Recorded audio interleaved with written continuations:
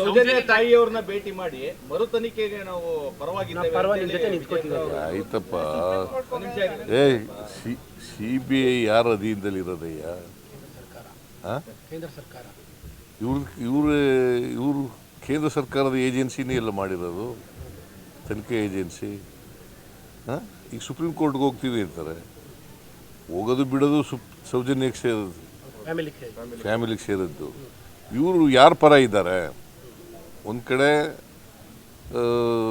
ವೀರೇಂದ್ರ ಹೆಗ್ಗಡೆ ಅವ್ರಿಗೆ ಜೈಕಾರ ಹಾಕ್ತಾರೆ, ಇನ್ನೊಂದು ಕಡೆ ಸೌಜನ್ಯ ಎತ್ಕಿಡ್ತಾರೆ.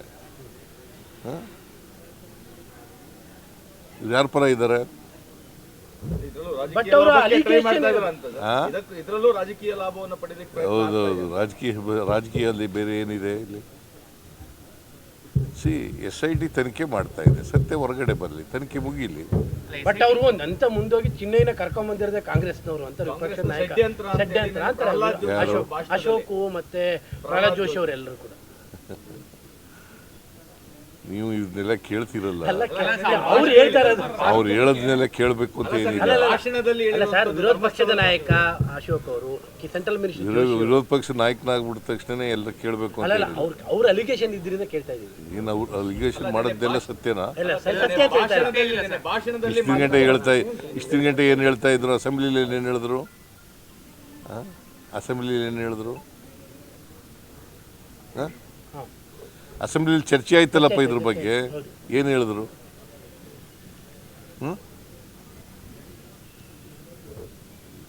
ಅಶೋಕನೇ ಚರ್ಚೆ ಮಾಡಿದ್ನಲ್ಲಪ್ಪ, ಅವನು ಸುನೀಲ್ ಚರ್ಚೆ ಮಾಡಿದ್ರಲ್ಲ, ಏನು ಹೇಳಿದ್ರು ಆಗ? ದಿನಕ್ಕೊಂದೊಂದು ಹೇಳಕ್ಕೆ ಹೋಗ್ಬಾರ್ದು. ಇದಕ್ಕೆ ಸತ್ಯ ಇಲ್ವಲ್ಲ ಇದರಲ್ಲಿ. ಅಸತ್ಯದ ಮೇಲೆ ಚರ್ಚೆ ಮಾಡೋದು, ಯಾವಾಗಲೂ ಅಸತ್ಯದ ಮೇಲೆ ಚರ್ಚೆ ಮಾಡಿದ್ರೆ ಹೀಗೆ ಆಗೋದು. ಸೌಜನ್ಯ ಕೇಸಲ್ಲಿ ಸರ್ ಕಿಡ್ನಾಪ್ ಮಾಡಿದ ನೋಡಿದಿಲ್ಲ ಅಂತ ಹೇಳಿ ಮಹಿಳೆ ದೂರು ಕೊಟ್ಟಿದೆ SITಗೆ. ಆ ಕೇಸು ತನಿಖೆ ಮಾಡಿಸಿದ್ರೆ ಹೇಗೆ ಸರ್ ಅಂತ? ಯಾರು? ಸೌಜನ್ಯ ಇನ್ನೊಂದು ಲೇಡಿ ಅಪಹರಣ ಮಾಡಿದ ನೋಡಿದಿಲ್ಲ ಅಂತ ಹೇಳಿ 12 ವರ್ಷದಲ್ಲಿ ನಡೆದ ಘಟನೆ ಕಣ್ಣಾರೆ ನೋಡಿದಿಲ್ಲ ಅಂತ ಹೇಳಿ ಇವತ್ತು ನೆನ್ನೆ ಕಂಪ್ಲೇಂಟ್ ಕೊಟ್ಟಿದ್ದಾರೆ ಸರ್ SIT. ಆಯ್ತಪ್ಪ, ಕೋರ್ಟ್ನಲ್ಲಿ ಹೇಳ್ಬೇಕಾಗಿತ್ತಲ್ಲ, CBI ಮುಂದೆ ಯಾಕೆ ಹೇಳಲಿಲ್ಲ? CBI ಮುಂದೆ ಹೇಳ್ಬೇಕಾಗಿತ್ತಲ್ಲ ಏನಪ್ಪ? CBI ತನಿಖೆ ನಡೀತಲ್ವಾ, ಆಗ ಹೇಳ್ಬೇಕಾಗಿತ್ತಲ್ವಾ? 2 ವರ್ಷದಿಂದ ಅದು ಕೇಳ್ರಿ, ಇಲ್ಲಿ ಹೇಳ್ಬೇಕಾಗಿತ್ತಲ್ವೇನ್ರಿ? ಸಾಕ್ಷ್ಯ ಗೊತ್ತಿದ್ದ ಮೇಲೆ ಸಾಕ್ಷ್ಯನ ಬಚ್ಚಿಡೋದು ಇದೆಯಲ್ಲ, ಅದು ಇಟ್ ಈಸ್ ಅನ್ ಅಫೆನ್ಸ್. ಸಾಕ್ಷ್ಯ ಗೊತ್ತಿದ್ದು ಕೂಡ, ಸತ್ಯ ಗೊತ್ತಿದ್ದು ಕೂಡ ಮುಚ್ಚಿಡ್ತಕ್ಕಂಥದ್ದು ಇದೆಯಲ್ಲ, ಅದು ಇಟ್ ಇಸ್ ಅನ್ ಅಫೆನ್ಸ್. 2 ವರ್ಷ ಆಕೆ ಒಡನಾಡಿ ಸಂಸ್ಥೆಯಲ್ಲಿ ಇದ್ರು ಅಂತ ಹೇಳಿ ಆಕೆ ಹೇಳಿದ್ದಾರೆ ಸರ್. ಯಾವ ಸಂಸ್ಥೆಲ್ಲಾದ್ರೂ ಇರಲಪ್ಪ, ನಿನಗೆ ಹಿಂಗೆ ಗೊತ್ತಿದೆ, ಸಾಕ್ಷ್ಯ ಗೊತ್ತಿದೆ, ನೋಡಿದ್ದೀನಿ ನೀನು ಅಂತ ಹೇಳ್ತೀಯ. ನೀನು ನೋಡಿದ್ರ ಮೇಲೆ ಹೇಳ್ಬೇಕಾಗಿತ್ತಲ್ಲ CBI ಮುಂದೆ ಹೋಗಿ. ಅಲ್ಲಿಗೆ ಸೌಜನ್ಯಕ್ಕೆ ಪುನರ್ ತನಿಖೆ ಅಗತ್ಯ ಇಲ್ಲ ಅಂತ ನನಗೂ ಗೊತ್ತಿಲ್ಲ, ಅವ್ರ ಅಗತ್ಯ ನಾನು ನೋಡಿಲ್ಲ, ಜಡ್ಜ್ಮೆಂಟ್ ಓದಿಲ್ಲ. ಅವರು ಅಗತ್ಯ ಇದ್ದರೆ ಹೋಗಲಿ ಕೋರ್ಟ್ಗೆ, ನಾನು ನೋಡಿಲ್ಲ. It is for the Soujanya mother to take a decision. ಬಿಜೆಪಿಯವರು ದಸರಾಗಿಂತ ಮುಂಚೆ ಚಾಮುಂಡಿ ಚಲೋಗೆ ರೂಪುರೇಷೆ ಮಾಡ್ತೀವಿ ಧರ್ಮಸ್ಥಳ ಆದ್ಮೇಲೆ ಅಂತ ಚಾಮುಂಡಿ ಬೆಟ್ಟಕ್ಕೆ ಬರ್ತಾರೆ. ಮಾಡಲಿ ಬೇಡ ಅದವ್ರು. ಈಗ ಮಿರ್ಜಾ ಇಸ್ಮಾಯಿಲ್ ಗೊತ್ತಾ ನಿಮಗೆ? ಏನಾಗಿದ್ರು? ಅವ್ರನ್ನ ಮಹಾರಾಜರು ಅಂಬಾರಿ ಮೇಲೆ ಕುಳಿಸ್ಕೊಂಡು ಮೆರವಣಿಗೆ ಮಾಡ್ತಿದ್ರು. ಆಗ ಈ RSSನವರು BJPಯವರು ಎಲ್ಲಿ ಹೋಗಿದ್ರು?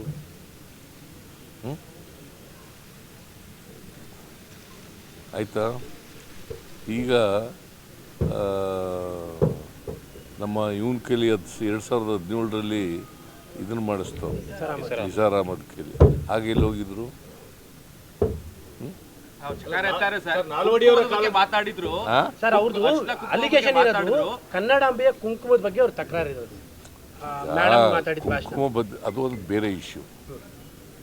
ಕುಂಕುಮ ಇದು ಮಾತಾಡಿದ್ರು ಇಲ್ಲೋ ಗೊತ್ತಿಲ್ಲ ನನಗೆ, ಮಾತಾಡಿದ್ರು ಇಲ್ಲೋ ಗೊತ್ತಿಲ್ಲ.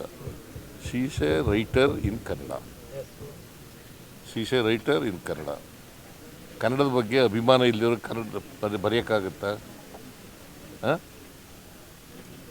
ಆಸಕ್ತಿ ಇಲ್ಲವ್ರು ಬರೆಯೋಕ್ಕಾಗತ್ತಾ? ಪ್ರೀತಿ ಇಲ್ಲವ್ರು ಬರೆಯೋಕ್ಕಾಗತ್ತಾ?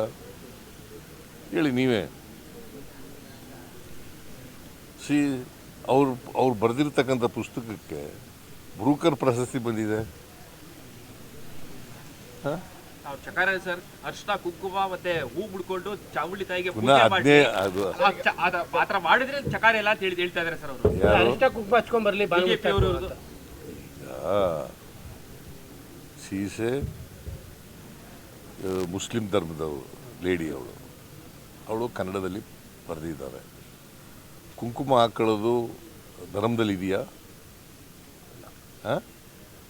ಹಾಗಾದರೆ ಇನ್ನೊಂದು ಧರ್ಮದವ್ರನ್ನ ನಾಡಹಬ್ಬ ಅಂತ ಮಾಡ್ತೀವಿ, ಮೈಸೂರು ದಸರಾ ನಾಡಹಬ್ಬ ಅಂತ ಇದೆ. ಇನ್ನೊಂದು ಧರ್ಮದವ್ರನ್ನ ಕರೆದ್ರೆ ನೀವು ಕುಂಕುಮ ಹಾಕಬರ್ರಿ ಅಂತಂದರೆ, ಹಿಂದೂಗಳಾಗ್ಬಿಡಿ ನೀವು ಅಂತಂದರೆ.